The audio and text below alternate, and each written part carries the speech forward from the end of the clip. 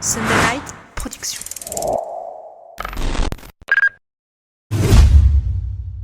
Bienvenue à l'Iron Café, l'émission de tous les passionnés de course à pied. Et aujourd'hui, nous allons débattre autour de cette question. L'ego est-il l'ami ou l'ennemi des sportifs, entre ceux qui la considèrent comme le fondement de notre personnalité et ceux qui la voient au contraire comme une entrave à notre développement personnel? Comment y voir plus clair et analyser le vrai rôle de notre ego dans la performance sportive? Eh bien, c'est au cœur des débats d'aujourd'hui. C'est parti.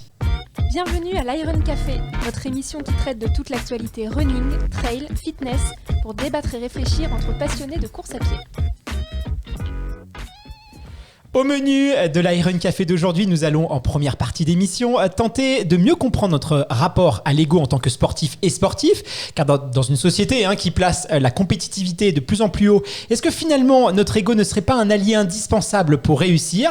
Et puis en deuxième partie d'émission, nous allons faire un tour de toute l'actualité running. Et enfin, Manu du site Wanna Run nous présentera une marque qui fait de plus en plus parler d'elle, Oka One One.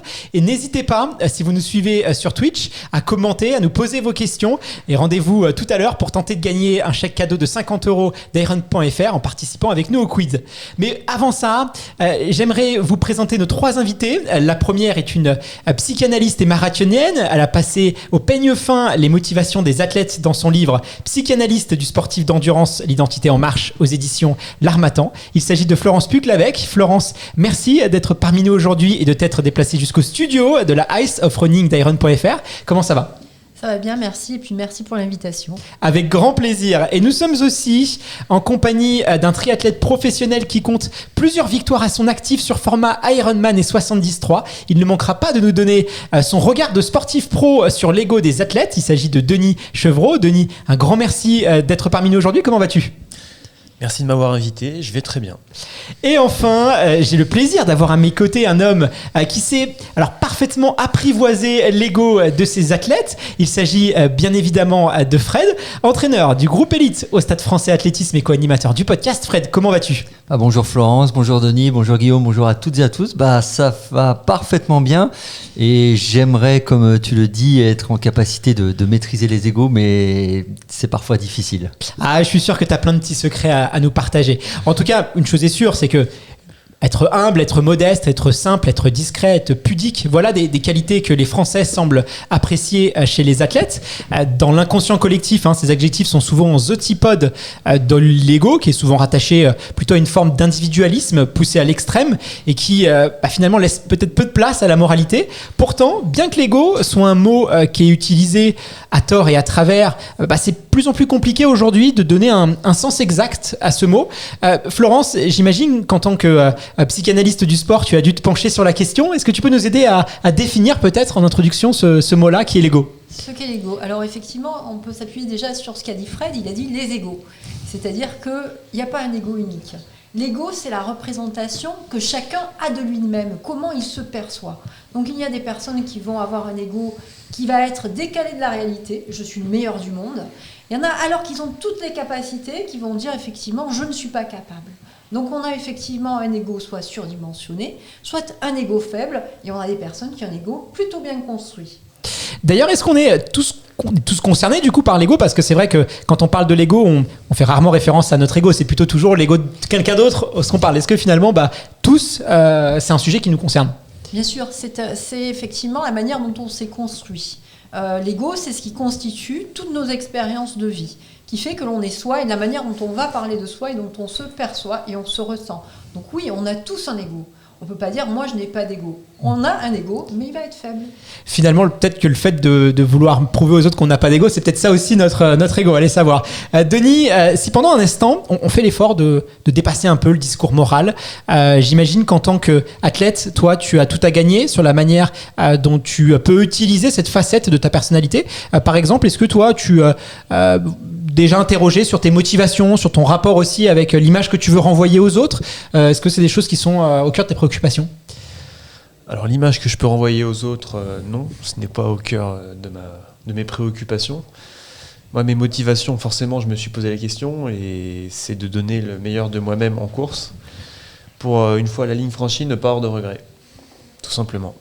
Fred, toi, en tant qu'entraîneur, avec, il faut le dire, hein, avec une certaine ancienneté sur le parcours, sur le circuit, tu as côtoyé un grand nombre d'athlètes. J'imagine qu'au fil des années, tu as dû croiser des sportifs avec des personnalités assez différentes. Du coup, très honnêtement, est-ce que tu as remarqué peut-être des points communs chez des athlètes qui performent, des traits de caractère qui sont assez propres à l'athlète élite, entre guillemets? En fait, Guillaume, moi je pense qu'il faut déjà surtout pas croire qu'il existerait un seul et unique type de champion. On va prendre différents, là vraiment grands champions que tout le monde connaît. On va prendre du Usain Bolt, on peut prendre Mo Farah, Haile Gebrselassie, Eliud Kipchoge, Renaud Lavillenie par exemple, et tous ont des personnalités, en tout cas telles qu'on les perçoit nous, assez différentes. Et pourtant ce sont tous des grands champions qui à un moment donné de leur histoire ont dominé leur discipline. Mais cependant, et ça j'en suis convaincu, dans le très haut niveau, la modestie renvoie et est obligatoire parce qu'elle renvoie à une certaine forme de réalisme. Parce que tout champion que tu sois, que tu t'appelles Usain Bolt, que tu t'appelles Kipchoge, que tu t'appelles Lavillenie, tu es au final champion d'une seule discipline et tu es champion à un instant T. Tu sais qu'il y a eu de grands champions avant toi, tu sais qu'il y en aura après. Et donc, souvent, plus on touche le très très haut niveau et plus l'humilité est de mise, car en fait, les athlètes, ils ont conscience de la fragilité de leur statut, tout simplement. Tu vois, on dit souvent que plus on a de pouvoir, plus on en use. Je dirais que l'inverse est aussi vrai, notamment pour ces athlètes-là, parce que ils ont conscience de la responsabilité qu'ils ont, de la fragilité qui est la leur, que ça représente. Et je reprendrai une phrase que j'ai déjà entendue, tout champion qu'on soit, et quelle que soit la durée de notre carrière professionnelle, on passera plus de temps dans notre vie à être un ancien champion qu'avoir été un champion à l'instant T. Et ceux qui sont au top niveau en ont pleinement conscience. D'ailleurs, Florence, est-ce que notre rapport à l'ego, il dépend de notre environnement, des gens qu'on côtoie, peut-être aussi notre enfance, de notre éducation, notre vécu? Comment est-ce que ça se construit tout ça? Alors effectivement, l'ego se construit dès la naissance, c'est-à-dire que l'ego va se construire correctement quand l'enfant va être suffisamment frustré. C'est-à-dire qu'il n'y ait pas de décalage entre ce que je vais vivre plus tard, c'est-à-dire que je n'aurai pas tout de suite. Donc ça, c'est déjà le noyau qui va construire l'ego. Suffisamment de frustration. Et ensuite, ça dépend de l'ensemble des expériences que l'on va avoir. Une fois qu'effectivement, on prend conscience qu'on est un parmi les autres, on va investir des personnes, des relations, des activités. Plus on va multiplier le type de rencontres avec des activités, des relations, et pour le sportif, des compétitions, plus effectivement on va enrichir son ego, on va le construire. Et effectivement, ça permet, au fil de ces rencontres, de ces expériences, de véritablement enrichir. Ça signifie aussi qu'on n'est pas tous, parce que pas tous égaux par rapport à l'ego justement, puisqu'on ne vit pas tous dans le même environnement. Et si je suis dans une famille qui est plutôt pétrie de peur, aller à la piscine c'est dangereux, on peut se noyer. Je dis ça parce que j'ai une cliente qui me dit ça dernièrement. Et effectivement, on va limiter le champ d'expérience de l'enfant, ce qui fait qu'on a un ego qui va être moins construit, moins solide. Hyper intéressant. Donc en fait, dans notre éducation, plus on va être soumis à des peurs que les parents peuvent nous projeter, moins notre ego finalement va se développer. Tout à fait. Il y a effectivement ce qui va être transmis par le parent et puis tout ce qui va être aussi permis par le parent. L'expérience qu'il laisse faire l'enfant et des expériences multiples. Plus on multiplie les terrains d'expérience et plus effectivement on va avoir une collection de ces expériences qui nous permet effectivement d'avoir de la référence, des repères qui construit l'ego. Mais du coup, moi j'ai une question complémentaire, Florence. Évidemment, comme beaucoup de choses, l'essentiel se construit dans l'enfance. Mais est-ce qu'il y a, alors, je ne demande pas un âge précis, mais une sorte de date un peu limite, ou est-ce que finalement cet ego peut évoluer toute notre vie suivant les expériences qu'on a vécues? Je vais prendre un exemple un peu extrême, un enfant qui n'aurait pas été forcément valorisé, qui n'avait pas confiance en lui, mais qui peut-être à 18, 20 ans se découvre un talent. Alors on va prendre le sport puisqu'on est dans le sport, et qui finalement se retrouve à avoir une sorte d'ego inversé qui explose totalement, à se croire le roi du monde, ou est-ce que finalement il restera quand même ancré dans son apprentissage enfantin, je dirais? Tout à fait, il va rester ancré dans son apprentissage enfantin. En revanche, il va pouvoir s'étayer à des figures comme par exemple l'entraîneur. d'accord, qui va représenter en quelque sorte une figure parentale et sur lequel il va s'étayer si cet entraîneur est suffisamment bienveillant, s'il croit en lui, s'il lui donne confiance. Effectivement, ça permettra de pallier un environnement familial ou social qui n'a pas été forcément valorisant et qui va effectivement permettre à ce jeune athlète finalement de ce qu'on appelle se renarcissiser ou augmenter un petit peu son ego. Alors incontestablement, on a tous besoin d'un certain degré, d'un certain niveau d'ego pour se sentir bien dans sa peau et pour avoir aussi le sentiment de contrôler les situations et savoir qu'on est capable de réaliser tel ou tel objectif. C'est très important dans le sport. Denis, toi, tu as commencé le triathlon à 23 ans. À 23 ans, ça paraît jeune, mais finalement, pour le très haut niveau, c'est vraiment sur le tard. Et tout de suite, tu as voulu te mettre sur longue distance. Alors on dit souvent que justement, avant d'aller sur des distances comme l'Iron ou le semi-Ironman, il faut avoir un certain vécu, une certaine expérience, s'être lancé des défis peut-être sur distance olympique et faire les choses de manière très très progressive. Mais toi finalement, tu as réussi à t'affranchir de toutes ces croyances limitantes. Alors avec le recul, est-ce que tu penses que c'est parce que tu avais une forme de peut-être d'insouciance? À 23 ans, on est un peu insouciant, ou au contraire, tu sentais que tu étais parfaitement capable et surtout légitime et à ta place sur format long et finalement, tu as fait abstraction de tout ça? Alors, avant de faire du triathlon, j'ai quand même fait beaucoup d'années de natation. Et je faisais déjà du longue distance en natation. J'étais nageur d'eau libre sur 5 et 10 km. Donc c'est vrai que la marche à franchir par rapport à un Ironman, elle est quand même assez haute. Mais il y avait quand même l'exemple de beaucoup d'athlètes dans le monde qui, à 23 ans, faisaient déjà de la distance, en fait. Donc moi, je me suis mis au triathlon pour faire un Ironman. T'avais déjà de l'expérience en course à pied, en vélo? Non, pas du tout. C'est qu'il y a un marathon quand même quand que de la natation, oui. Et du coup, est-ce que c'est quand même assez incroyable de pouvoir faire un Ironman? C'est une distance qui en effraie plus d'un. Toi, comment t'as perçu ça à l'époque au niveau de tes 23 ans? Alors, à l'époque, la distance me faisait peur, et elle fait toujours un peu peur maintenant, parce que je pense que si on aborde un Ironman sans avoir un peu peur, on prend le risque d'aller dans le mur, quoi.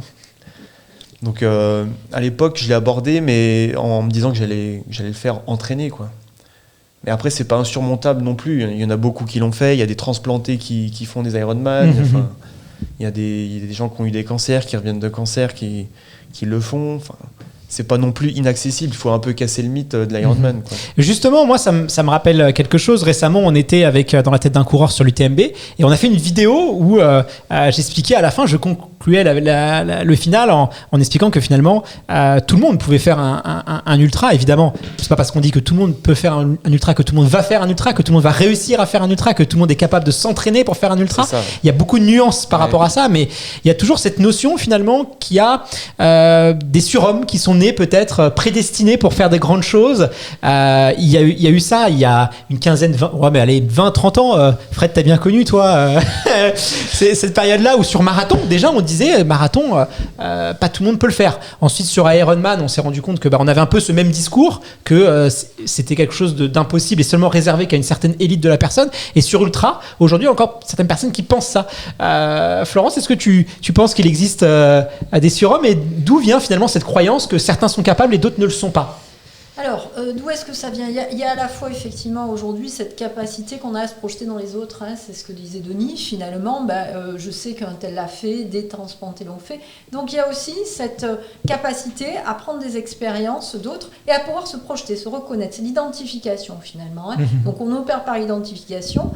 Il y en a qui finalement vont dire c'est trop éloigné, un moi faible, un ego plutôt faible et je ne pourrai jamais. Ça veut dire qu'ils n'ont pas eu d'expérience. Lui s'est étayé sur une expérience certainement réussie en natation.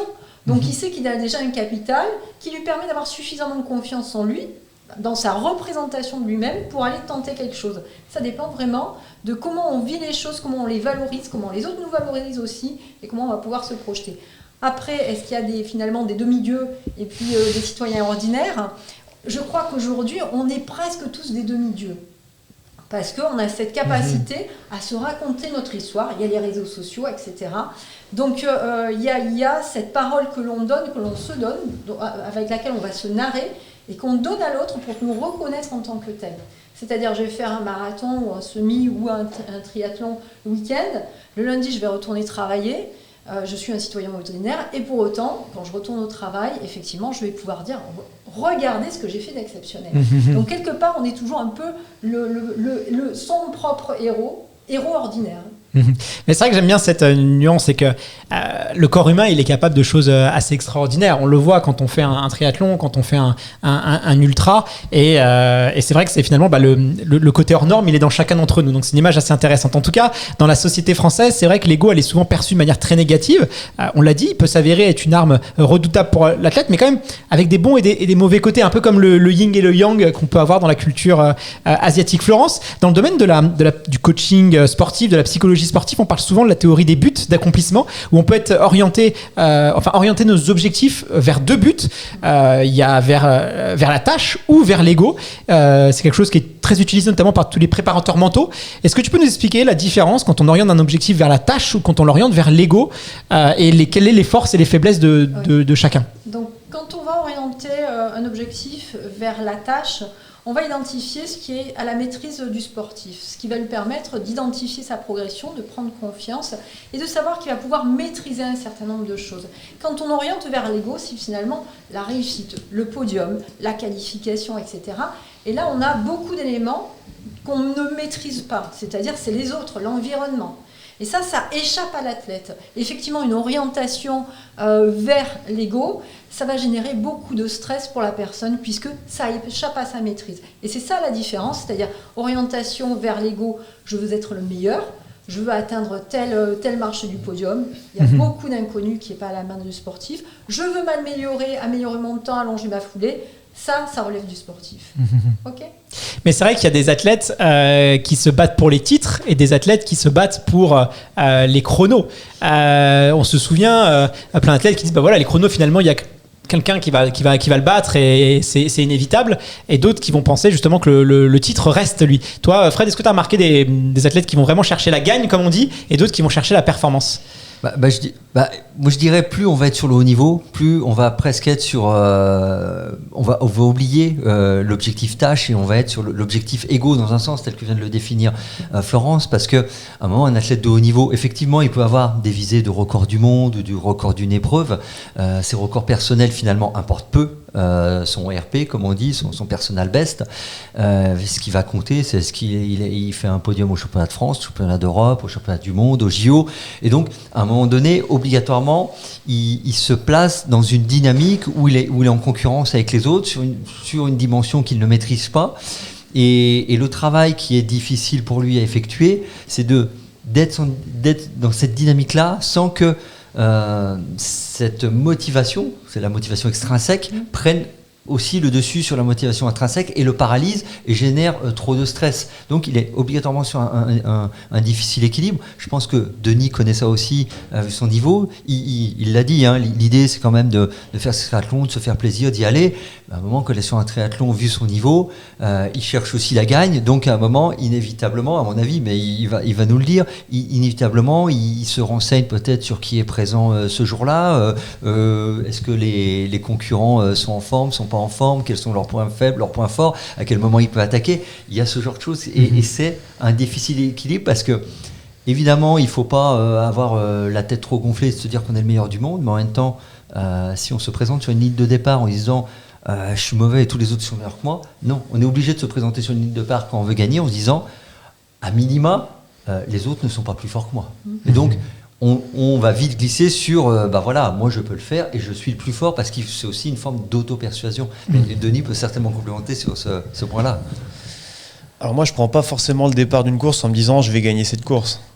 Je prends le départ d'une épreuve en me disant je veux, comme j'ai dit tout à l'heure, donner le meilleur de moi-même. Après si je peux gagner, je vais pas m'en priver et ça passe aussi par étudier les start lists, les forces et les faiblesses des adversaires. Même imagine, alors il y a le circuit Ironman, mais imaginons des athlètes qui vont pour des titres, champion de France, champion d'Europe, ou là on est quand même un peu obligé de regarder l'adversité, c'est quand même assez essentiel. Oui.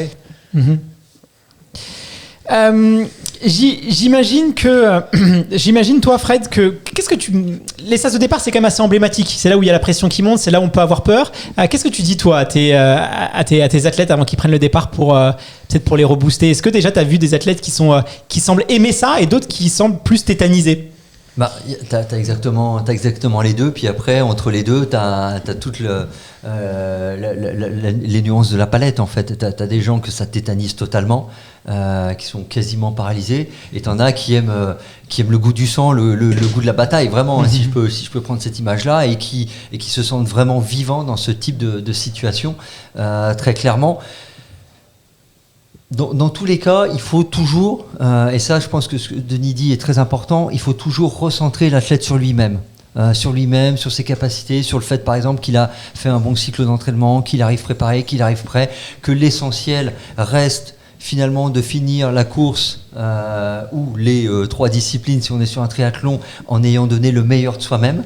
Sachant que le meilleur de soi-même évolue d'un jour à l'autre, ça on en est tous conscients, mais bien le rappeler à l'athlète, et qu'il y aille avec confiance, mais en même temps, je ne vais pas dire dévaloriser, mais en fait remettre aussi l'adversité au niveau où elle est. Ce ne sont que des hommes et des femmes comme toi, ils sont faits de chair, d'os, tout simplement, ils se sont peut-être bien entraînés, mais toi aussi tu t'es très bien entraîné, histoire d'un peu niveler.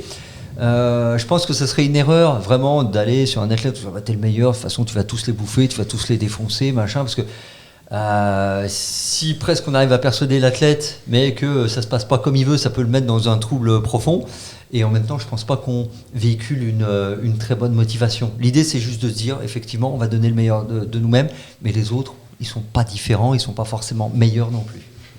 A contrario, l'ego peut aussi nous conduire à peut-être se comparer un peu plus aux autres plutôt qu'à soi-même. On peut aussi avoir tendance à éviter les situations d'échec et rester un peu dans sa zone de confort. Ça, c'est des risques. Est-ce que c'est quoi l'effet un peu pervers qu'on peut entretenir, Florence, avec notre ego? Sur quoi on doit être un petit peu vigilant? Alors, par rapport à notre ego, effectivement, lorsqu'on a un ego surdimensionné, c'est ce que disait Fred, c'est-à-dire je me pense être le meilleur, effectivement, il va falloir ramener la personne sur la réalité pour l'entraîneur, c'est-à-dire tu t'es entraîné, etc. Donc là, effectivement, l'ego de quelqu'un qui va se penser le meilleur, il va falloir le ramener à un principe de réalité. Et effectivement, le confronter à ses résultats, certainement en entraînement, etc. Et pouvoir aussi, je dirais, non pas le mettre dans une comparaison, mais dans une réalité aussi vis-à-vis des autres. Lorsqu'effectivement on a un ego qui est plutôt faible, à ce moment-là, il va falloir de la même manière étayer la personne sur ce qu'il réalise, véritablement. Jamais en comparaison. Donc la question de la comparaison en ce qui concerne l'ego, c'est vraiment quelque chose qu'il va falloir mettre de côté parce que c'est pas forcément quelque chose de très étayant. Voilà. Fred, toi, sur quel point tu es vigilant par rapport à tes athlètes? Où tu penses que c'est les plus grandes faiblesses qu'on peut avoir par rapport à l'ego? Moi, je pense que c'est dans les deux extrêmes, en fait. Lorsque l'ego, je dirais, n'est pas nuancé, soit on a un ego surdimensionné, on pense qu'on est vraiment imbattable, on est le plus fort, au premier accro, tout peut voler en éclats, soit à l'inverse, on pense qu'on est nul, qu'on est faible, et du coup, remettre un peu l'église au milieu du village, c'est-à-dire, non, voilà, t'es quand même performant et tout. Et c'est ça, les deux, pour moi, vraiment les deux principes au piège de l'ego, parce qu'il en faut quand même. On ne peut pas arriver sur une ligne de départ en se disant en même temps je suis le plus nul du peloton, aujourd'hui je vais prendre une tollée. Ça c'est pas possible, mais on ne peut pas non plus se présenter en pensant qu'on va mettre la tollée à tout le monde. C'est-à-dire qu'il faut vraiment être dans l'équilibre, et pour être dans l'équilibre, je répète ce que je disais, vraiment se recentrer sur soi et vraiment ce qu'on a fait et ce qu'on va donner le jour même. Il y a aussi le rapport à l'échec qui peut être faussé, parce qu'un athlète qui va être dans une situation d'échec, qui va avoir peut-être un ego un peu trop important, va avoir tendance peut-être à moins se remettre en question, à plus accuser les autres, à plus accuser un certain contexte plutôt que lui-même. Tout à fait. Donc l'athlète qui va avoir un ego surdimensionné, déjà, il va très mal vivre l'échec. C'est-à-dire c'est quelque chose qui va atteindre son ego. C'est-à-dire là, ma réalité, la perception que j'ai de moi-même, la réalité externe vient de me prouver que ce n'est pas vrai. D'accord ? Donc ça le ramène à une conscience de lui qu'il n'a pas, premièrement. Deuxièmement, effectivement, quelqu'un qui a un ego surdimensionné, lorsqu'il est face à l'échec, eh bien, il va avoir tendance à trouver toutes les excuses du monde. Le temps, mauvais temps, les chaussures qui n'allaient pas, etc., etc. Bref, tout ce qu'il a pu vivre et qu'il va pouvoir attribuer à l'extérieur et qui n'est pas de son fait. De cette manière-là, qu'est-ce qu'il fait ? Il se préserve en quelque sorte. Je suis le meilleur, mais c'est parce qu'il y a tout ça que je n'ai pas pu performer. Denis, toi, quel rapport tu as avec l'échec? Est-ce que c'était déjà arrivé d'être confronté à un échec ou un résultat qui n'était pas celui que tu espérais? Quel processus tu as eu justement par rapport à ça? Alors effectivement, j'ai pas eu toujours les résultats que j'espérais avant une course. Après, comme dit mon entraîneur, il n'y a pas de jour sans, il y a toujours une explication, que ce soit physique ou matériel. Il y a toujours une explication. Ce qu'il faut, c'est trouver la raison de l'échec et faire en sorte que ça ne se reproduise pas. Effectivement, et puis ça peut souvent être multifactoriel. Et d'ailleurs, on aura l'occasion dans un podcast de dédier un sujet entier à l'échec, parce que c'est vrai que on parle souvent des bienfaits de l'échec, mais la réalité, c'est que elle est souvent perçue comme une atteinte à l'estime de soi, et que c'est souvent difficile, beaucoup plus difficile en tout cas qu'on ne le pense, d'y faire face et surtout d'y tirer des enseignements. Donc ça va être au cœur d'une de nos questions, et c'est presque un sujet suffisant pour faire une émission entière sur ça. J'en profite pour nous excuser pour toutes celles et ceux qui nous suivent sur Twitch. Malheureusement, on a eu un petit souci technique au début d'émission, mais tout semble rentrer dans l'ordre. Donc restez bien avec nous jusqu'au bout. Et puis il y aura évidemment le podcast que vous allez retrouver dès lundi prochain sur les émissions pour ceux qui malheureusement ont loupé le début. Fred, j'aimerais maintenant qu'on s'intéresse un peu à l'ego de l'entraîneur versus l'ego du sportif. Parce que souvent, tu peux avoir des batailles un peu de coq. Moi-même qui est confronté au monde fédéral où on est dans des clubs, on voit des fois que ça frite un peu entre athlètes et entraîneurs. Je vais te raconter une petite anecdote qui est issue du monde du foot, mais qui traduit aussi pas mal le thème d'aujourd'hui. Alors c'est à l'arrivée dans les vestiaires du Real de Madrid, où il y avait l'ancien entraîneur José Mourinho qui s'est adressé à ses joueurs, donc du Real de Madrid, en leur disant ainsi: je vous préviens messieurs, l'ensemble de tous vos égos réunis, et Dieu sait qu'à l'époque au Real il y en avait pas mal, n'arrive pas à la cheville du mien. Alors est-ce que finalement quand on est un entraîneur, il faut aussi avoir une certaine forme d'ego pour faire face à des personnalités hors normes que sont les athlètes de très haut niveau? Alors, déjà, je dirais par rapport à cette petite anecdote de Mourinho, moi je le connais pas personnellement, reste à savoir dans quel objectif il l'a dit. Est-ce qu'il l'a dit parce qu'il le pense vraiment et qu'il a un ego surdimensionné, tel le personnage qu'il joue, parce que c'est l'image qu'on a de cet homme-là, mais est-il vraiment comme ça? Moi je n'en sais rien. Ou est-ce qu'il l'a dit juste pour décharger l'ensemble de l'équipe d'une forme de pression assez importante, parce que foot elle est considérable. Voilà, ça peut être une tactique. En tout cas, je pense qu'un entraîneur doit avoir de l'ego, mais après il faut pas non plus pareil tomber dans les excès, parce que certains entraîneurs vont faire de la réussite de leur athlète leur réussite à eux, et l'échec de leur athlète leur échec à eux, comme si c'était eux-mêmes qui avaient loupé leur course, c'est comme si c'était eux-mêmes qui étaient champions du monde à leur place de leur athlète. Il faut bien différencier les rôles. Évidemment, si tu as affaire à des fortes personnalités, comme on dit aussi des fois pour définir les athlètes à fort ego, il faut aussi avoir une forte personnalité pour ne pas te laisser écraser, et aussi pouvoir canaliser et cadrer, et peut-être des fois bien orienter l'athlète, et parallèlement avoir aussi suffisamment de personnalité, d'ego, pour que l'athlète qui n'en aurait pas suffisamment lui influe cette énergie-là. Florence parlait de l'image de l'entraîneur, et je pense que les athlètes sont globalement à l'image des entraîneurs, surtout les entraîneurs formateurs, parce que voilà, mais globalement, si on a un entraîneur qui donne confiance, qui pousse, l'athlète va suivre ce chemin-là. S'il a un entraîneur qui, comme je le disais tout à l'heure par exemple, lui répète à tout va qu'il est le meilleur du monde et que les autres c'est tous des minables. Ce qui arrive, mais ce qui arrive fréquemment, parce que notamment sur les courses, on entend vas-y, celui devant il est mort, tu vas le bouffer, tu vas voir. Il n'y a rien de tel pour motiver l'adversaire, justement, je le dis quand même, mais effectivement, ça arrive. Oui, ou même, moi, j'ai déjà entendu des entraîneurs dire attention, tu sais, il y a celui-là, et vraiment mettre une pression hors norme, surtout quand il y a un lien de parenté. Souvent, les entraîneurs qui entraînent son enfant, son père, son fils, on a tendance à valoriser souvent les adversaires plutôt que. Donc, ça, c'est des choses qui malheureusement peuvent arriver, mais ça peut être aussi un peu un juge de paix. Et c'est vrai que l'entourage d'un athlète est très important pour aussi lui apporter cette prise de recul. Toi, je ne sais pas, Denis, si justement ton entraîneur, quelle considération tu portes à son avis, quelle relation tu vas avoir avec lui? Est-ce que justement ce qu'il te dit, tu le prends comme argent comptant finalement, presque sans fil, c'est ce qu'il dit, c'est un peu la vérité absolue, quoi. Ce qui peut faire du bien aussi, parce que ça te décharge, c'est pas forcément négatif. Exactement ça. Tout ce qu'il me dit de faire, je le fais. Sans ronchigner? Sans chigner. Ah, ça va faire plaisir à Fred, ça. Ça, ce sont les athlètes idéaux. Voilà. Mais d'un point de Je vue, suis un athlète idéal. d'un point de vue entraîneur, voilà. Après, mais il y a différentes typologies, effectivement. Mais du coup, comment ça t'aide, toi, la relation que tu vas avoir avec lui, justement, pour tout ce qui a trait à la remise en question, pour ce qui a trait justement à ça, les points de vigilance, comment ça se passe? Alors, moi, j'avais contacté mon entraîneur parce que il avait aussi un passé d'athlète de haut niveau. Sur Ironman, il a fait 8 fois Hawaï en pro. C'est Christophe Bastille. Donc pour moi, c'est quelque chose d'important d'avoir un entraîneur qui sait ce que c'est qu'en tant qu'athlète, qui sait ce qu'il demande. Je pourrais pas être entraîné par quelqu'un qui... j'ai toujours un exemple, c'est... comme il a préparé Hawaï, il sait ce que c'est que de faire 7 heures de vélo par 35 degrés. Je pourrais pas être entraîné par quelqu'un qui sait pas ce que c'est. Et donc, comme je sais que tout ce qu'il a fait, tout ce que je fais, il l'a fait, j'ai confiance en lui, quoi. Je me pose pas de questions, je fais tout ce qu'il me dit de faire. Mais il y a une règle souvent aussi dans le management qui dit qu'il faut jamais déléguer ou donner quelque chose à faire à quelqu'un si nous-mêmes on l'a pas déjà fait. C'est une règle de base et c'est aussi ce qui te permet d'avoir une certaine forme d'empathie avec ton athlète et voilà, ne serait-ce que tu dis, il sait de quoi il parle, quoi. S'il me demande, surtout si les séances sont très dures, très violentes, il sait de quoi il parle. Et ça fait un plus. C'est exactement ça. J'ai confiance en lui, quoi. Nager 3,8 km, pédaler 180 km, courir un marathon.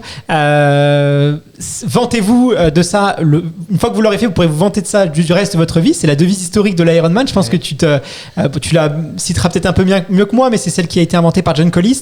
Alors évidemment, c'est un pionnier de la discipline des années 70. Évidemment, il y a une forme d'autodérision autour de ça.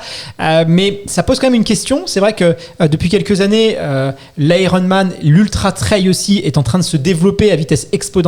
On voit que c'est des disciplines qui attirent de plus en plus de monde. Est-ce que ce serait pas aussi une forme de... est-ce que ce serait pas aussi la société qui pousserait l'individu à se détacher de la masse, à marquer sa différence? Est-ce que ça traduirait pas aussi quelque chose, ça, notre volonté d'être de plus en plus attiré par ces disciplines-là, Florence? Alors effectivement, depuis l'ère post-industrielle, on a quand même une culture de la performance. Et là, je reviens au mythe du héros. Effectivement, c'est finalement le récit imaginaire qui, initialement, dans les Grèces antiques, servait à expliquer l'origine du monde et du coup ici de la société, finalement, dans laquelle on est. Finalement, on se met en scène de manière un peu extraordinaire dans ces distances hors normes. Et on parle effectivement de ces distances. Et les personnes à qui j'ai affaire vont utiliser des termes soit guerriers, soit héroïques. D'accord ? On a l'impression qu'on a fait la guerre. Ça va être des frères d'armes, des choses comme ça. Donc on va retrouver dans la sémantique, effectivement, cette idée qu'on a fait quelque chose d'exceptionnel. Donc on a une société qui pousse à la performance et en même temps qui propose des formats qui sortent de l'ordinaire, qui permettent d'être son propre héros et effectivement d'exercer la performance. Alors, ils finiront pas tous premiers. En revanche, c'est la performance vis-à-vis de soi. Comment effectivement je vais pouvoir aller au-delà de ce que j'ai pu faire jusqu'à présent. Je vais peut-être faire un format un peu moins important et progressivement, je vais aller vers quelque chose de plus important pour être dans cette idée aussi qu'on a une ascension comme dans la carrière. On démarre à tel échelon et on termine à tel poste. Okay, donc on a comme ça aussi dans le monde sportif cette idée de progresser. L'ego est de plus en plus représenté quand même comme un élément nocif pour l'homme, et ça c'est dû notamment à toute la mouvance du développement personnel. Il y a eu Ego est votre ennemi, le célèbre livre de Ryan Holiday, qui est une personne très connue dans le monde du développement personnel américain. Florence, est-ce que tu penses quand même que Florence, Fred même ou Denis, c'est une question assez générale, est-ce que tu penses que la guerre qu'on fait à l'ego aujourd'hui, c'est des choses qu'on peut lire, elle est assez justifiée? Je sais pas qui veut répondre en premier, peut-être Fred, toi? Vu que tu m'invites, je vais essayer de le faire. C'est l'ego, le mental, il y a tous ces mots qui sont un peu mis sur la place publique comme si c'était des ennemis internes qu'on devait absolument abattre. Ce sont, selon moi, ma vision, et je ne suis pas un spécialiste comme Florence, mais ma vision, c'est que ce sont une partie de notre expression individuelle, personnelle, et qu'il faut les écouter, mais aussi avoir de la distance avec ce que peut nous dire notre ego, ce que peut nous dire notre mental sur les choses, mais qu'il faut aussi s'en servir parce que ça peut être une source de motivation, de persévérance assez importante. Je ne crois pas sincèrement qu'aucun athlète tel qu'il soit ne réussit de grandes choses sans avoir un mental de fer et un ego quand même assez important, ce qui ne veut pas dire qui se considère meilleur et plus fort que les autres, mais c'est qu'à un moment il doit se dire en tout cas je ne suis pas moins fort que les autres, et comme le disait Denis, si un tel peut le faire, moi je peux le faire, c'est tout simplement. Comment tu perçois, toi, Denis, la popularisation, un peu la popularité, de l'Ironman? Est-ce que c'est quand même quelque chose d'incroyable? Est-ce que des fois, tu vois pas des gens peut-être prendre un peu la grosse tête sur ces disciplines-là? Si, dans le monde du triathlon, il y a beaucoup de personnes qui prennent la grosse tête, pour reprendre tes mots, après avoir fait un Ironman ou même un half ou tout simplement un triathlon. Après, c'est pas que dans le monde du triathlon, maintenant, c'est un peu partout, même pas que dans le monde du sport. Maintenant, on est dans une société où chacun fait des choses et il croit que c'est... Enfin, pas tout le monde, mais beaucoup de personnes maintenant pensent que ce qu'ils font, c'est exceptionnel. On en revient à ce qu'on disait au début, c'est peut-être pour ça aussi que tout est une question d'entraînement, tout est une question de préparation. On l'a dit, le corps est capable de... On est tous des super-héros à notre échelle, mais peut-être que ces valeurs-là que toi tu apprenais en début d'émission, elles correspondent pas forcément à tout le monde, parce qu'il y a des personnes qui veulent justement que ça reste quelque chose de réservé qu'à une élite. C'est peut-être ça aussi qui déplaît dans le fait que c'est une discipline qui se popularise le plus. C'est la même chose dans l'ultra aussi, hein. On a beaucoup entendu ça sur Ultra, au moins on nous a reproché même de dire que c'était quelque chose je dirais même dans le marathon, parce que quand le marathon a commencé à se populariser au début des années 80, un grand champion comme Alain Mimoun, lui, considérait que le marathon ne devait être réservé qu'aux athlètes élites, parce qu'il le différenciait, donc il différenciait les femmes, aussi, on a vu le discours sur les femmes ne doivent pas courir. Après, voilà, moi je pense que, comme Denis le dit, on est tous capables de le faire, mais après, ça ne fait pas de nous des demi-dieux, pour reprendre une expression que Florence a employée. Ou alors ça nous met tous au même niveau. Ça ne nous rend pas meilleurs que l'autre, ça nous rend, nous, meilleurs à titre individuel, sans aucun doute. Moi, j'admire les gens qui font des triathlons, parce que, très honnêtement... Mais par contre, effectivement, dans toutes les disciplines, mais dans tous les éléments de la société, c'est peut-être aussi une déviance au fait que chacun expose aussi globalement ses exploits personnels, et pense qu'ils ont une portée universelle, alors qu'ils ont juste une portée personnelle. Est-ce que tu as déjà été confronté, toi, à des athlètes qui... alors, c'est souvent le cas chez les jeunes athlètes. C'est vrai que, et c'est normal, on ne va pas leur en vouloir, on manque aussi d'expérience. On est aussi, quand on a 14, 15, 16 ans, on construit aussi quelque part notre identité, on a besoin de se rassurer. J'imagine, toi, Fred, que tu as déjà dû être confronté, les minimes, quand ils gagnent un peu les premiers crosses, ont tendance des fois à se sentir un peu pousser des ailes. Comment est-ce qu'on doit réagir en tant qu'entraîneur? Comment est-ce qu'on doit réagir si on est un parent, si on est un proche? C'est quoi les bons mots à avoir, selon toi? Moi, je te dirais d'abord que dans les jeunes catégories, alors évidemment, quand un gamin, une gamine gagne, il fanfaronne auprès de ses copains, mais comme on le fait tous, je pense qu'il n'y a rien de méchant à ça, c'est juste le jeu qui veut que. Souvent, je trouve qu'il y a plus d'ego chez les parents qui vont porter leur enfant au nu, et je pense que l'éducation, elle est plus à faire auprès des parents. Voilà, il a gagné, on a même vu des minimes, voire des cadets gagner énormément de courses dans leur discipline, puis après disparaître, parce que à ces âges-là, en plus, il y a de telles différences morphologiques, physiologiques, que certains peuvent avoir un réel avantage, et qu'après ça se nivelle, parce qu'à un moment, tout le monde arrive à maturité, que là, l'athlète gagne moins, et il faut qu'il apprenne que voilà, il est, entre guillemets, il est un peu rentré dans le rang. Mais pour moi, le problème, il vient pas de l'enfant qui extériorise comme un enfant sa joie, son bonheur, et qui fait tralalalalaire. C'est un peu ça, c'est la cour de récréation. Je trouve rien de scandaleux à ça, très honnêtement.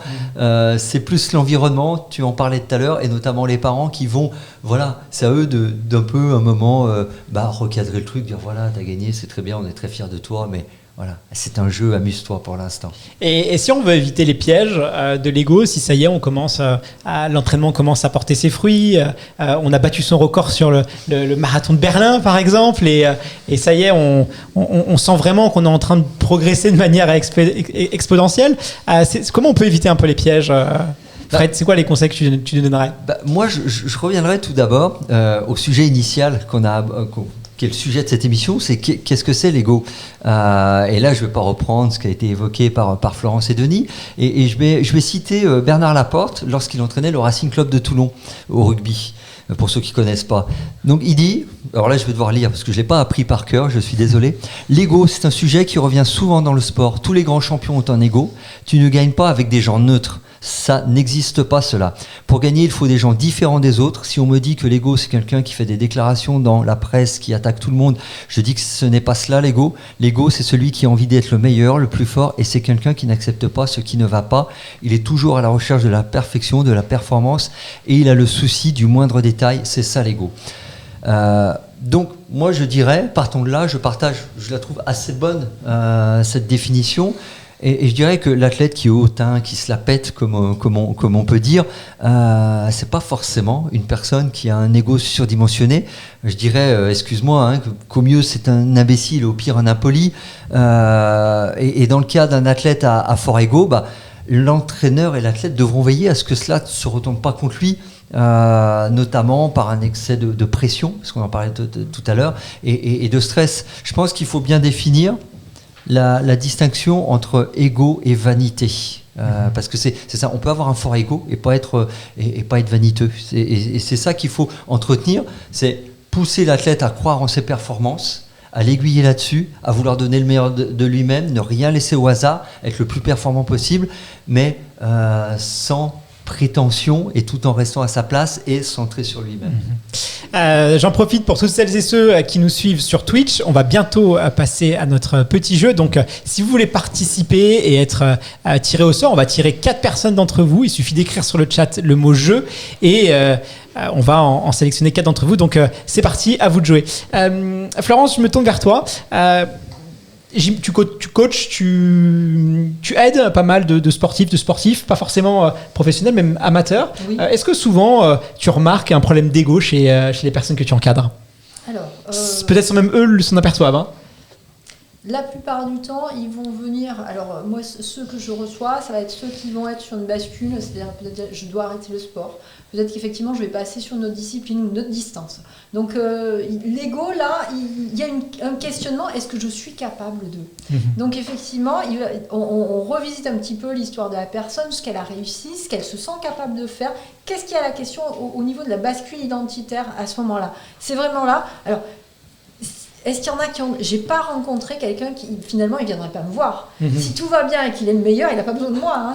Donc, effectivement, les personnes que je rencontre, ce sont celles qui vont avoir un doute. Voilà. Et qui vont se poser une question de manière identitaire. Est-ce que je suis capable de monter sur telle distance? J'ai arrêté ou je souhaite arrêter ou peut-être continuer. Voilà. Et quelquefois, moi, j'ai accompagné des sportifs des jeunes sportifs qui, à un moment donné, ils s'aperçoivent qu'ils ne pratiquent pas la discipline pour eux, mais pour le parent. Et effectivement, quelquefois, un accompagnement aboutit au fait de finalement désinvestir l'activité parce que finalement, ce n'est pas leur choix. Denis, c'est vrai que souvent on peut tomber presque dans une situation de surentraînement quand on est obsédé par l'idée de vouloir être le meilleur, par l'idée de vouloir gagner. On peut aussi ne pas aimer être dans des conditions, avoir une peur phobique de la blessure parce qu'on a peur de repartir un peu de zéro. On peut refuser par exemple de faire des coupures l'été, de prendre 3-4 semaines pour se régénérer parce qu'on sait qu'on va devoir repartir à zéro et du coup ça demande aussi une forme d'humilité. Est-ce que tu penses qu'il peut y avoir des conséquences tragique si voilà on a ce refus de se voir moins fort, de refuser en fait quelquefois qu'on a des étapes par lesquelles on doit passer qui font que on doit repartir un peu à zéro quoi. Alors des conséquences tragiques, je sais pas. Moi je vais prendre mon expérience. Tous les ans je coupe 3 semaines sans sport du tout, justement pour permettre au sport de récupérer et pour que le niveau baisse, parce qu'on peut pas maintenir un haut niveau perpétuellement. Et ne pas faire de coupure, pour moi, ça amène à la blessure. Mais c'est pas... Enfin, après, c'est... Mais c'est une forme d'humilité parce qu'il faut... Je sais que pour avoir discuté avec des personnes qui, eux, ne veulent pas couper, c'est toujours cette peur de repartir, d'être moins fort, en fait, et de perdre les acquis, quoi. Alors que moi, j'aime bien justement le processus de couper parce que on perd des acquis, mais justement, après, on se revoit progresser. Et on peut pas être toujours au top. Donc, ouais... c'est important de couper. Et moi, j'ai la chance d'aimer le processus et je ressens pas d'effet de manque pendant cette coupure. Au contraire, je l'attends souvent avec impatience. Fred, toi, je ne sais pas si tu as remarqué un peu certains athlètes qui justement refusaient l'idée de peut-être perdre un petit peu du niveau, étaient un peu terrorisés par rapport à ça. Est-ce que c'est pas aussi une conséquence d'accepter qu'on a des hauts et des bas et qu'on ne peut pas toujours être au top?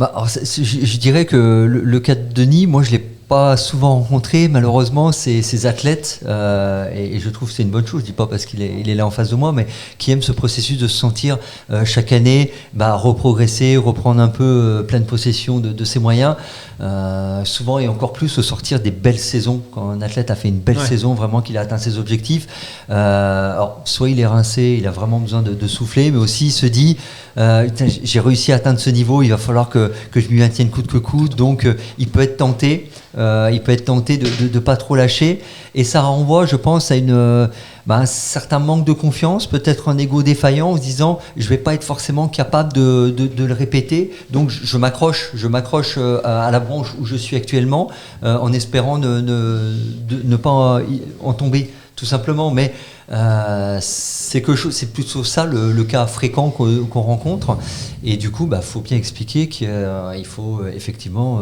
pas repartir de zéro, parce qu'on repart jamais totalement de zéro, hein. C'est-à-dire plus un athlète est de haut niveau, plus il est entraîné, et plus en plus il va récupérer assez rapidement son niveau initial, et après encore l'améliorer. Mais c'est des étapes qui, je pense, peuvent aussi éclairer sur la nature entre guillemets psychologique de l'athlète qu'on a. C'est ceux qui vont vraiment avoir besoin et qui vont accepter ça de manière très simple. C'est vraiment montrer aussi leur capacité à vivre en dehors de leur sport, parce que certains aussi sont tellement impliqués dans leur sport que du moment qu'ils s'entraînent plus, ils se disent je fais quoi maintenant en fait, et se rendre compte que finalement leur vie est construite autour de ça, ce qui pour un athlète de haut niveau professionnel est normal dans un sens, mais qui du coup se questionne beaucoup sur l'identité. Oui, mais si tout notre ego justement, et tout notre ego est mis sur notre côté sportif, et même pas forcément d'être un athlète de haut niveau, mais tu peux voir des fois des personnes qui vont sacrifier leur vie personnelle, leur vie professionnelle, leur travail, bon, pas forcément des très grands niveaux, mais ils ont placé tellement tout leur ego sur le sport que pour eux ça passe avant tout, quoi. Et là il y a un risque sûrement. Alors on est même là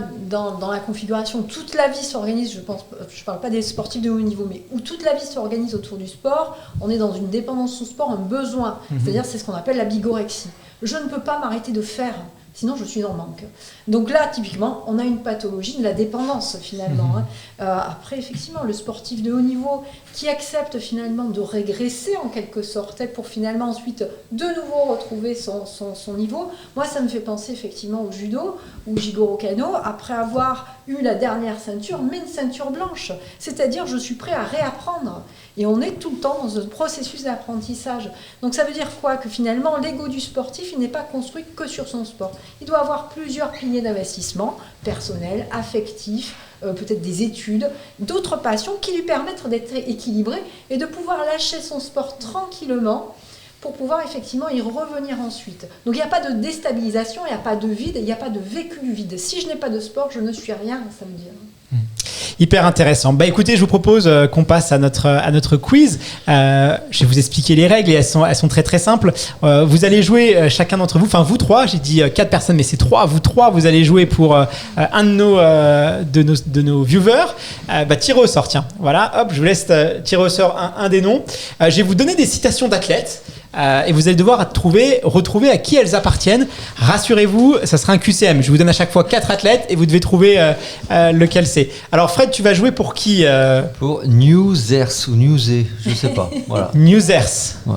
D'accord. Morca. Et toi Denis? L'Octane 87. L'Octane 87. Bon alors vous êtes entre de bonnes mains, je l'espère. On va voir qui a misé sur le bon cheval, on va dire. Première citation. Mes performances ont finalement rattrapé mon ego. Est-ce que c'est une phrase de Usain Bolt, Tyson Gay, Atto Bolton ou Justin Gatlin? À votre avis? Mes performances ont finalement rattrapé mon ego. Justin Gatlin. Tu penses? Usain Bolt. Ouais. Moi, je vais en dire un autre, Tyson Gay. Eh ben non, c'est 0 point malheureusement pour vous. C'est le sprinter Atto Boldon, qui était un sprinter trinidien, qui a remporté notamment 2 médailles de bronze lors des Jeux Olympiques d'Atlanta sur 100 mètres et 200 mètres. Deuxième citation. Deuxième, c'est être dernier. Sans manquer de respect aux autres, je devrais occuper à moi seul les 5 premières places de ce classement. Est-ce que c'est Zlatan Ibrahimovic, Mike Tyson, Carl Lewis ou Kylian Mbappé? Zlatan. Zlatan? Kylian Mbappé? Je dirais Carl Lewis. Carl Lewis, et c'est Fred qui gagne parce que c'est notre ami suédois Zlatan Ibrahimovic. C'est vrai que ça portait un peu c'est un peu sa marque. Sa marque, exactement. Une autre, je sais ce dont je suis capable, donc l'opinion des gens ou ce qu'ils peuvent penser de moi m'importe peu. Est-ce que c'est Christophe Lemaître, Usain Bolt, Tony Parker ou Thibaut Pinot? Denis? Christophe Lemaître. Christophe Lemaître? Je dis la même chose, Christophe Lemaître. Mais moi aussi. Ah, non, c'est pas Christophe Lemaître, c'est Usain Bolt. Voilà, j'en ai choisi une, effectivement, elle est un peu plus spirituelle, on va dire. C'est un peu moins. Voilà, un petit piège, mais sinon c'était trop facile pour Usain Bolt. Une autre citation. Bien sûr que le club peut me payer 94 millions, moi je suis sûr que je vaux beaucoup plus que ça. Est-ce que c'est Kylian Mbappé, Lionel Messi, Cristiano Ronaldo ou Lukaku? Fred? Cristiano Ronaldo. Ouais, je pense que c'est Ronaldo. Cristiano. Ouais. Ronaldo en 2009. Enfin, quand il est passé Ah, le c'est Manchester. pas mal, ça. C'est Ronaldo, un point pour vous trois. Autre citation, celle-là je l'aime pas mal aussi. Après le général de Gaulle, je suis la personne qui a le plus de rues à son nom en France. Est-ce que c'est Alain Mimoun? Est-ce que c'est Teddy Riner? Est-ce que c'est Yannick Noah? Ou c'est Zinedine Zidane? Noah. Ouais, Noah? Mimoun. Ah, bravo Fred, c'est Alain Mimoun, effectivement, un célèbre marathonien que Fred a bien connu, enfin je sais pas, mais qui était...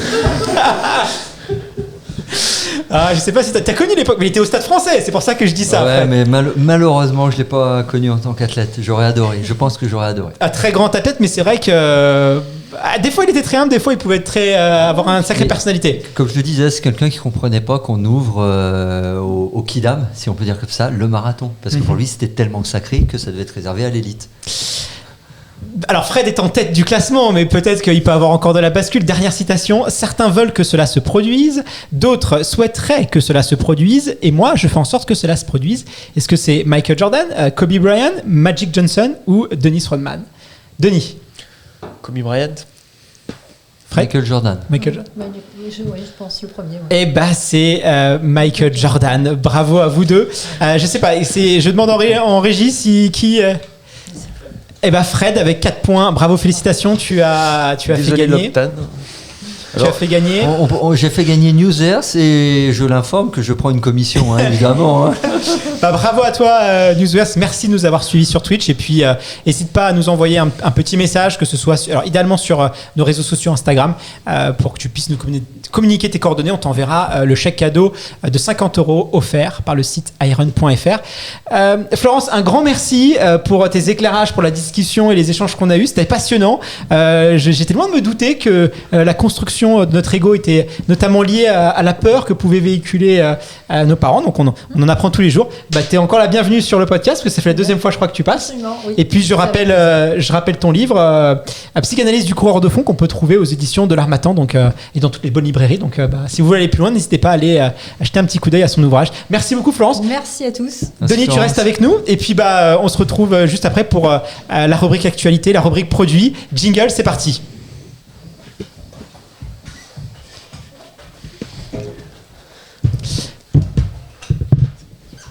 La rubrique actualité, chaque mois, Fred vous révèle tout ce qui se passe sur la planète running. Frédéric, de quoi vas-tu nous parler aujourd'hui pour introduire cette rubrique? Je crois qu'il y a eu un petit marathon du côté de Berlin, marathon où d'ailleurs Manu a participé. J'en profite pour te saluer. Merci de nous avoir rejoints, Manu. Et puis bravo pour ton record, parce que je crois que tu as explosé les compteurs au marathon de Berlin. Ouais, merci beaucoup pour l'invitation. Et puis, j'ai eu la chance de participer à la plus grande course post-pandémie, puisqu'on était 25 000 coureurs. Et c'était vraiment une belle journée. Ouais. Malheureusement, je crois que pour un certain Kenissa Bekele, ça s'est pas passé comme il l'avait prévu, Fred. Exactement. Alors, pas que sa présence ait été éclipsée par celle de Manu, mais voilà, il était arrivé en affirmant haut et fort qu'il était là pour le record du monde. Il n'y a pas eu de record du monde, il n'y a même pas eu de victoire. Il a fini dans la difficulté en 2h06, ce qui reste exceptionnel, attention, enfin voilà, va pas falloir minorer. Mais voilà, ça a été depuis 10 ans, c'est le plus lent marathon de Berlin auquel on a assisté. Parce que même le vainqueur a un chrono de 2h04, ce qui reste stratosphérique, encore plus à nos niveaux, mais sur le très haut niveau mondial, ça devient des chronos lents. C'est là qu'on sent qu'on a changé d'époque.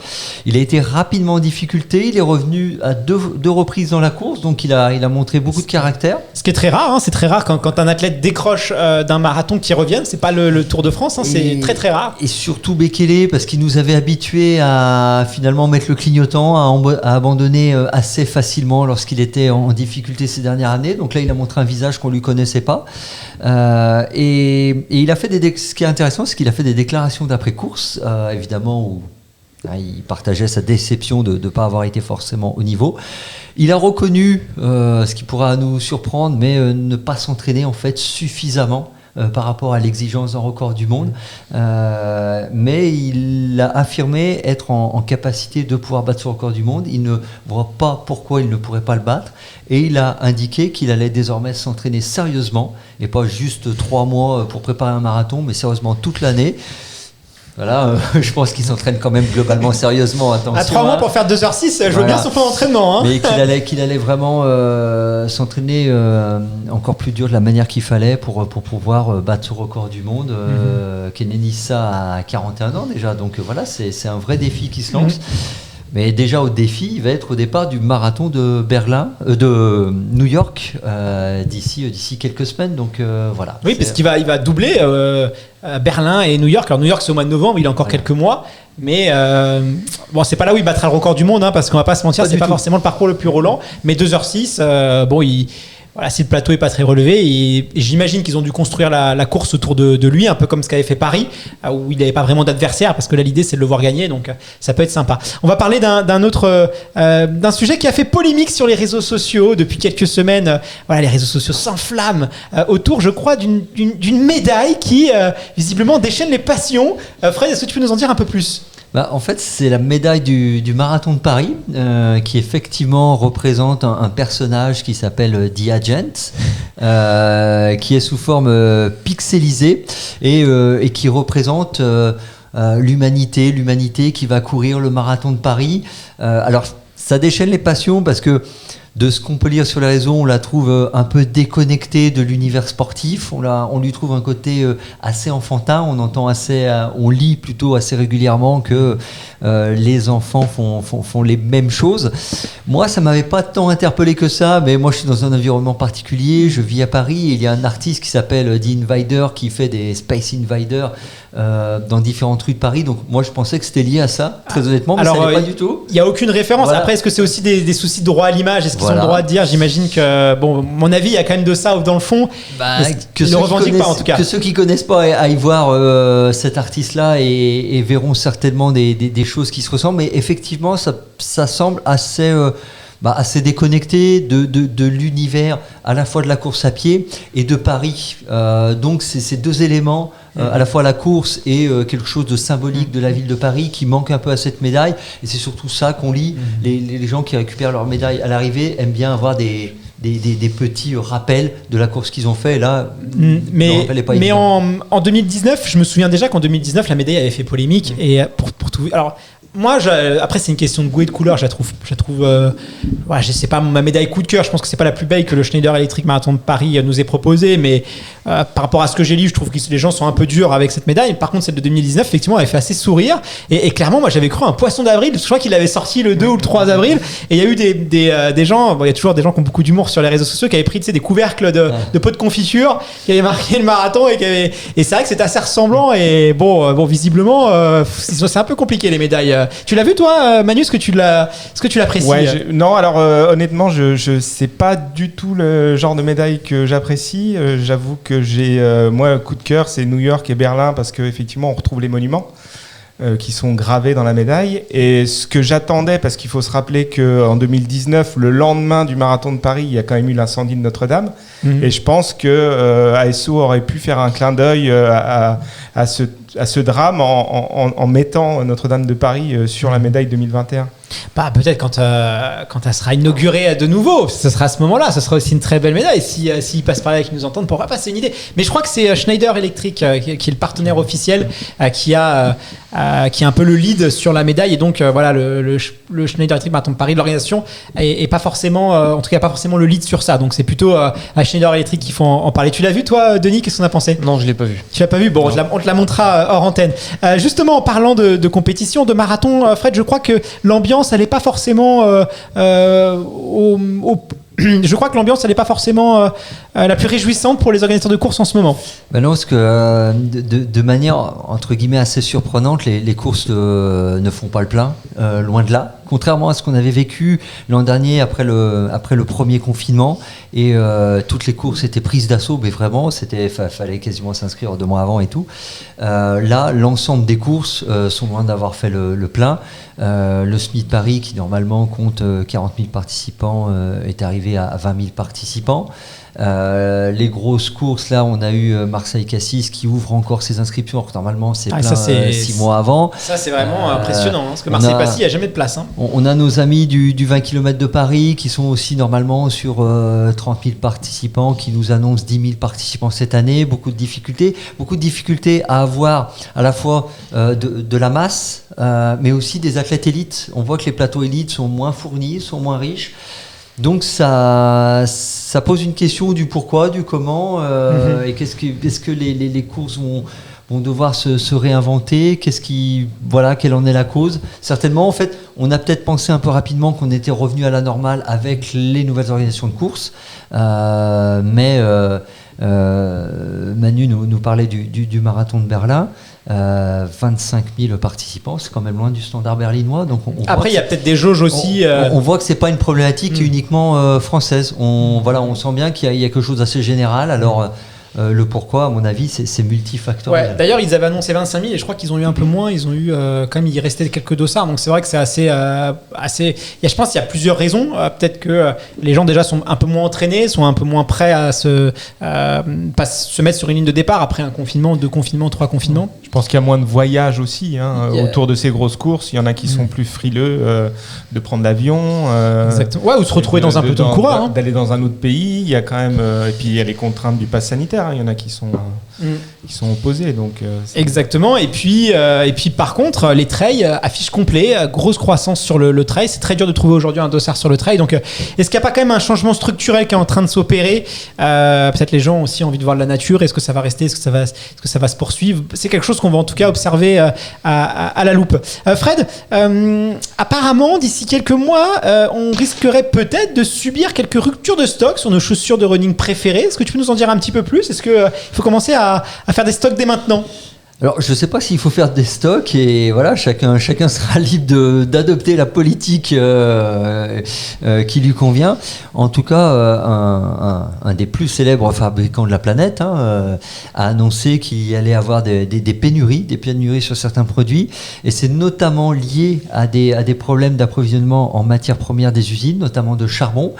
Et une autre problématique, c'est des containers, parce qu'en fait, la Chine exporte énormément sur l'Europe et aux États-Unis, et ces zones-là, elles renvoient peu de containers, parce qu'on ne renvoie pas des containers à vide, parce que ça coûte de l'argent, et donc si on envoie moins de marchandises vers la Chine, entre guillemets, il y a moins de containers vides qui reviennent, donc du coup, eux sont, de manière très concrète, ça peut paraître dingue, mais de manière très concrète, sont en manque de containers pour pouvoir envoyer les marchandises. Donc la conjonction de ces 2 éléments fait qu'on semble s'amorcer vers Alors des difficultés en approvisionnement sur certains produits, ils n'ont pas détaillé lesquels encore, mais voilà, en tout cas, l'ensemble des chaînes semble être touché. Bah, c'est un peu ce que vit le monde du vélo actuellement, où tu as des vélos en rupture de stock, c'est très long. Je crois même que sur certains vélos, type les gravel, il faut 3 ans pour en avoir un, donc c'est assez incroyable. Et effectivement, alors en Chine, il y a eu des usines qui ont fermé pendant le confinement, donc ont pris du retard sur leur canette de livraison. Il y a la pénurie de charbon, donc l'électricité en Chine est beaucoup fournie par le charbon, donc l'État chinois a décidé de stopper les usines qui sont très énergivores pour pouvoir, la population peut se chauffer et bénéficier d'électricité. Est-ce qu'il n'y a pas aussi peut-être de la part des Chinois une volonté de revaloriser un peu leur prix, leur savoir-faire et avoir un rapport de force un peu plus puissant? C'est aussi une des possibilités qui est évoquée. Le fait est que on risque peut-être d'avoir des ruptures de stock sur certains modèles, certaines chaussures, certaines pointures, et pourquoi pas aussi peut-être une inflation des prix, parce que souvent quand on dit rupture de stock, c'est hausse des prix. Les vélos, c'est un peu le cas, hein. On sait qu'il y a une explosion des prix sur les vélos. Toi, je sais pas, Denis, si tu as eu ce problème-là, mais c'est très dur de trouver des pièces, des dérailleurs, ce genre de choses en ce moment, quoi. J'ai pas eu ce problème, mon sponsor m'a livré mes vélos en Toi, temps et en heure. t'es dans Mais les bons petits papiers. La production 2022 est déjà vendue à 98%. Voilà, donc c'est le moment de faire le stock, hein. Si vous nous écoutez, n'hésitez pas. Et puis D'ailleurs, on va je voir vends ce qui des va- vélos. Non, je plaisante. Contactez-moi, s'il vous plaît. Petit focus équipement, Manu. Alors, je crois que aujourd'hui, tu vas nous parler d'une marque qui fait de plus en plus parler d'elle, qu'on voit de plus en plus sur les pelotons de coureurs, qui était très présente notamment aussi sur triathlon, mais aujourd'hui qu'on voit de plus en plus, alors sur trail, mais aussi sur marathon route. C'est la marque Hoka, avec une histoire, je crois, qui est un peu particulière. Oui, effectivement, la marque Hoka. Alors, il faut recentrer un petit peu. Tout le monde dit Hoka, mais en fait, la marque complète, c'est Hoka One One. En fait, tout le monde a l'impression que c'est américain, mais en fait, ça a été créé par des Français. Donc ça, faut faire un petit cocorico. Et Hoka One One, ça veut dire planer sur Terre. Le concept, à l'époque où Hoka a été créé, donc on parle de 2009-2010. Vas-y, pardon, excuse-moi, désolé, je réglais un petit peu. C'était l'époque, Fred doit s'en souvenir, mais où on parlait minimalisme et barefoot running, où le but du jeu c'était d'avoir la plus petite semelle possible. Et limite, il y avait effectivement ceux qui faisaient du barefoot, c'est-à-dire de courir Pieds nus. sans chaussures, pieds nus, à même le bitume, un peu compliqué. Donc à cette époque-là, il y a trois Français qui étaient des anciens de Salomon qui ont décidé de créer la marque Hoka. Donc Jean-Luc Diard, Nicolas Mermoux et Christophe Aubonnet. Et le concept, déjà ils l'ont lancé sur le trail. C'est-à-dire le but c'était vraiment une grosse semelle, ce qu'ils appelaient l'oversize, pour gagner du temps sur les descentes. Donc ils ont développé ce concept d'avoir une semelle importante pour avoir un maximum de confort dans la descente. Et en fait, les premiers tests ont été faits avec succès par des athlètes sur la Diagonale des Fous à La Réunion. Et le premier modèle s'appelait la Mafat, du nom du célèbre cirque de La Réunion. Alors assez vite, en fait, comme la marque fonctionne plutôt bien au début auprès de certains initiés, ils lancent des modèles route. Donc la fameuse Bondi, c'est un des premiers modèles route de la marque Hoka. Et ce modèle va être décliné donc depuis, je crois qu'on est au modèle 7 ou 8.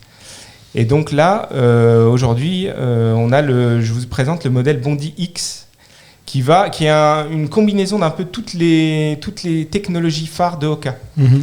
Alors c'est une on a chaussure qui est plus adaptée pour quel type de distance, pour quel type de pratique? Ça c'est pour 10 km au marathon. Je pense que même certains peuvent l'utiliser sur du 100 km sans trop de problèmes. C'est vraiment des modèles ultra confortables. Et donc la grosse nouveauté, c'est que effectivement c'est un des premiers modèles à plaque de carbone. Mm-hmm. Donc chez Hoka, on a 3 modèles plaque de carbone. C'est la Rocket X, qui est là une modèle très orientée performance. D'ailleurs, je crois que Denis, tu utilises un peu la Rocket X aussi. C'est la chaussure que j'utilise en course, oui. Ouais. Donc, alors, on n'a pas donné les références quand même, Denis, mais il fait 2h35, c'est ça, sur le marathon 2h35, oui. Après avoir fait 180 km de vélo. Voilà. L'insolent. 3 km 8 de nage, hein, parce que je pense qu'il ne faut pas les oublier, ceux-là. Bah, moi qui ai fait un chauffants. marathon il y a 4 jours, je peux vous dire que 2h35 après avoir fait tout ça, moi ça me... Voilà, donc la Rocket X. Ensuite, on a la Carbon X2, qui est déjà un peu plus polyvalente, qui est utilisée par pas mal de coureurs maintenant. Et donc, la nouvelle, la Bondi X, qui va permettre un peu à tous les habitués de la marque retrouver un modèle avec plaque de carbone et avec un confort un peu plus conséquent que sur des modèles plus orientés performance, on va dire. Donc là, c'est le modèle, j'ai envie de dire, c'est le modèle, c'est la plaque de carbone qui arrive chez tous les coureurs. Mais du coup, tiens, Manu, je vais profiter de tes lumières. Alors, parce que moi, j'avais tout faux ce que je disais. OK, One One, persuadé que c'était une marque américaine, tu vois, comme quoi. Mais moi, il m'avait semblé que cette marque s'était d'abord bien développée aux États-Unis. Donc, c'est-à-dire que c'est des Français qui se sont installés aux États-Unis ou eux sont. Oui. Ouais, restés en ici. fait, alors les 3 anciens de Salomon qui ont créé la marque Oka, déjà ils étaient plutôt haut placés puisque Jean-Luc Diard c'est la personne qui a fondé le concept S-Lab chez Salomon. Et donc c'est quelqu'un qui a une vision très mondiale de la chose et donc il savait que le marché de Oka était principalement aux États-Unis, donc ça a été vraiment déjà orienté dès le début. Et en fait en 2013, c'est la marque américaine Deckers qui a racheté Oka et donc qui est passé, maintenant c'est une vraie marque américaine avec une puissance de frappe mondiale, avec de la logistique mondiale. Et en 2020, Oka, c'est 8 millions de paires vendues dans le monde entier. Et c'est une croissance qui est assez exponentielle. Et c'est vrai que. Alors, il faut se remettre dans le contexte de l'époque, parce que moi, je me souviens vraiment les avoir vus arriver 2013, quand ils commençaient, voilà, quand ils commençaient en tout cas à être popularisés. Et effectivement, tu reviens dans le modèle de l'époque où tu avais des chaussures ultra minimalisme, sans semelle. Ils étaient complètement. C'était des ovnis, quoi. C'était. Moi, je regardais ça avec des. Qui courent avec ça, quoi. C'était l'époque du livre qui existe toujours, mais Born to Run Exactement, de Christophe McDougall. On était en plein dans ça, quoi. Voilà, Et moi, j'avais des amis qui couraient avec ce qu'ils appellent les Warash, c'est-à-dire c'est une plaque de plastique avec un espèce de gros lacet dessus et ils couraient avec ça. Ouais. Donc faut remettre vraiment dans le contexte de l'époque parce que c'était à contre-courant complet de ce qui se faisait à l'époque, parce que même les grandes marques, voyant que le minimaliste ça commençait à venir, il y a des grandes marques qui ont sorti des modèles mais avec quasiment pas de semelle. Ouais. Et ce qui est drôle, c'est qu'aujourd'hui, j'ai l'impression que toutes les chaussures ressemblent à des Oka, quoi. Donc, on se rend compte que l'influence, elle a quand même dépassé le cadre de cette marque, et ils avaient visé assez juste, parce que déjà, je pense que c'est des chaussures qui rassurent. La semelle, on sent qu'il y a quand même un confort, on sent qu'il y a un certain maintien. Pas tout le monde forcément est à la recherche de gagner 0,2 secondes sur un chrono. Je pense que la plupart des coureurs, ce qu'ils veulent, c'est pouvoir courir sans se blesser, ce qui est déjà pas mal. Et du coup, c'est peut-être une marque aujourd'hui qui est peut-être un peu plus en phase, donc à suivre en tout cas. Moi, j'ai jamais eu l'occasion encore de courir. Je sais pas, Fred, si tu as déjà essayé, mais pourquoi pas un jour. Voilà, je serais bien curieux de voir les sensations que ça peut avoir. C'est des chaussures performance vraiment, parce qu'on. Ah oui, toi Denis, alors comment tu utilises par rapport à tes différentes séances et les différents modèles, puisque tu as accès à peu près à tous les modèles de la marque. Donc, Alors moi j'utilise beaucoup à l'entraînement les Mach 4 et les Clifton 8.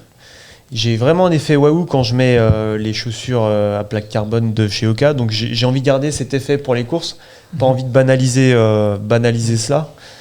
Donc je les mets, on va dire, sur des séances clés, quand je commence à me rapprocher des courses. Sinon j'utilise des autres chaussures de la marque justement pour garder cet effet waouh, et on sent vraiment un gain, on sent pas vraiment le gain de vitesse, mais on sent vraiment qu'on fatigue moins vite, en fait. Musculairement, tu veux dire? Musculairement, on recule la fatigue. On a déjà eu l'occasion d'en parler justement dans un Iron Café sur toutes ces technologies à plaques de carbone qui vraiment ont permis aux athlètes de s'entraîner, je vais pas dire différemment, mais de rajouter du volume, d'avoir beaucoup moins d'impact. Donc c'est clair que finalement c'est quand même, avec le recul, on se rend compte que c'est quand même une bonne chose, parce qu'en termes de qualité, on subit un peu moins les kilomètres et les entraînements. Un peu de confort, ça fait pas de mal quand même de temps en temps.